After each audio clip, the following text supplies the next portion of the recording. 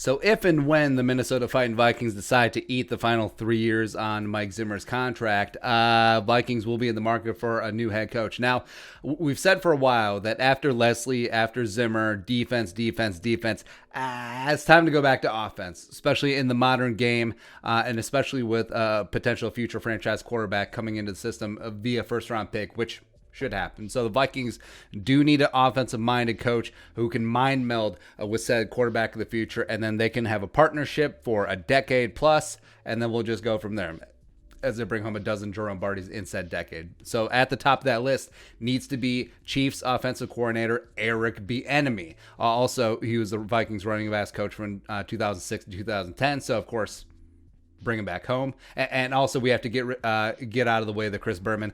Eric's been sleeping with Bienemy.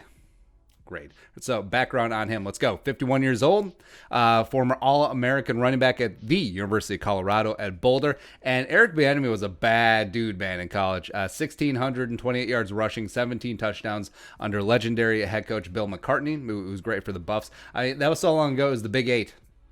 Cool. It was a second-round pick by the Chargers, spent a couple years there, bounced around to Cincinnati, as well as spent his final year, 1999, under then Philadelphia head coach Andy Reid. Intrigue, yes. Had a 9-year NFL career, mainly as a backup special teams player, ran for 1,589 career yards and 11 touchdowns. Decided to get into coaching right after his career was over. 2001, he spent 2 years back at his alma mater, University of Colorado, as a running backs coach, then moving on to UCLA under Carl Dorrell, who is currently the Colorado head coach. It always comes back to Colorado, which is fine. It's beautiful. Sunshine State. For 2 years at UCLA, and then eventually moved on to the Vikings in 2006. Brad Childress' first staff. Of course, Brad Childress has lots of ties with Andy Reid, crossed over with Eric Bieniemy in 1999 in Philadelphia as well. So there you go. Bieniemy, as the Vikings running backs coach as well, he was great. He got the best out of Chester Taylor, had 1,000-yard seasons out of Chester in 2006, and then became a nice third down complement to Adrian Peterson coming in as a first-round pick in 2007. And he got the best out of both of them. And it was a great time for the Vikings running backs. Also, the Wilfs and Spielman were obviously in the building at that point, so they're very familiar with Eric Bieniemy. I think that could potentially give him an inside track. Plus, Bieniemy always seems to track back to familiar spots. So he goes back to Colorado. He links back up with Andy Reid. Maybe Minnesota is yet another circle where he circles back and comes back again, right? And also, he's just great. Like, if you've ever heard him speak, he's clear, he's blunt, he's a motivating leader of men. He's got that fire, conveys a lot of information, and he's just phenomenal. Also, fun fact, so besides running back coach in 2010, Eric Bieniemy was also promoted to Brad Childress' assistant head coach. And then after Childress was fired halfway through the 2010 season after he cut Randy Moss, there's a lot of things that went wrong that season, but Leslie Frazier, who was the defense coordinator, he got the interim head coach role, eventually got the full-time gig, lasted for 3 years. It wasn't great. But if the Vikings had gone with the assistant head coach as the interim, now maybe Eric Bieniemy wasn't ready at that point. Maybe he hadn't been seasoned enough, but man, what could have been? What absolutely could have been, but I digress there. 2006, Mike Tomlin was also here, so yeah. In 2011, he became the Colorado offensive coordinator for 2 years. Didn't quite work out. Not a ton of talent at Colorado except for Paul Richardson. That's really about it.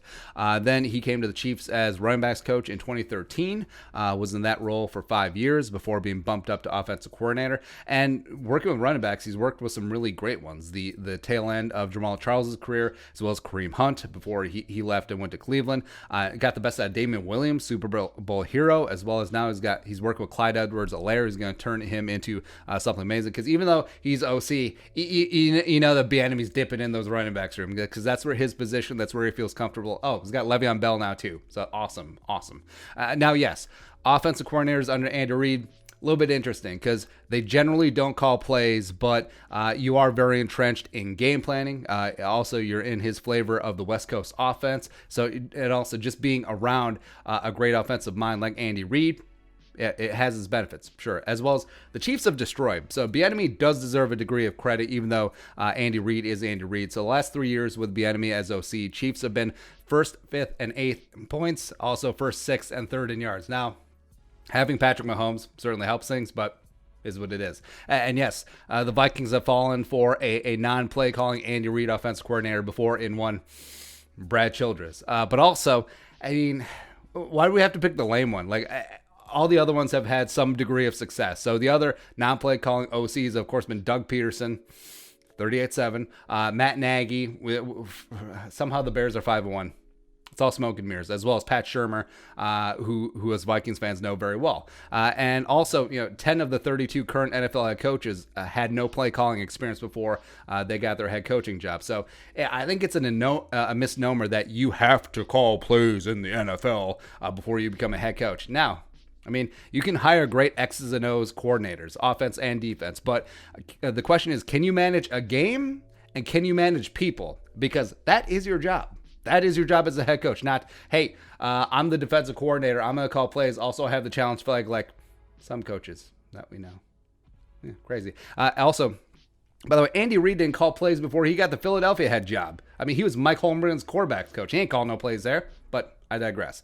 And I think Bienemy is the guy because he brings passion, leadership, familiarity with Spielman, who might be around, as well as the Wilfs, who definitely be around. And he's a player's coach. Like, he can crack jokes, he can crack wise, he can be very personable, but also he will get the best out of you, and he will expect the best out of you, and then he'll get it. Because Eric Bieniemy, I don't think this is a hot take. Eric Bieniemy is the last coach that Adrian Peterson actually respected.